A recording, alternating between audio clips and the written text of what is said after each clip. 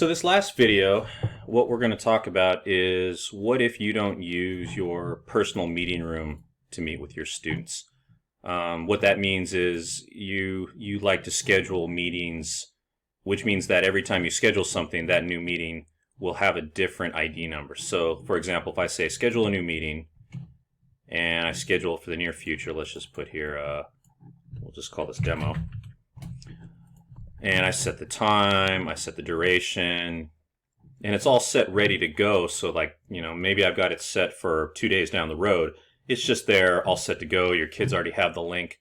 Or maybe you just like to keep things separate. Maybe you have you like to have meetings for your math classes separate from your science classes or so forth. Anyways, so let's say I save this. So now the meeting's ready to go at whatever particular time and date I set.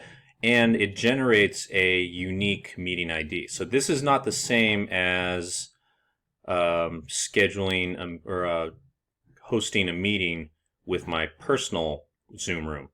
This is separate. Okay, which means that down here, all those polls I created, they're not here. So what do you do then? Well, what you could do is this. Let's say I start over again, and I'm just going to type in whatever here. We've already seen this part. And there's my polling question. Well, what you can do is, rather than having to do this every time you start a brand new meeting, is you can save this as a template.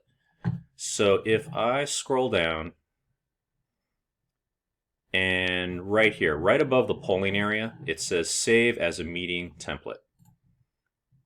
So maybe this template is for all my math classes. It's just particular math questions I always ask, or maybe it's for homeroom, but I can name it whatever I want.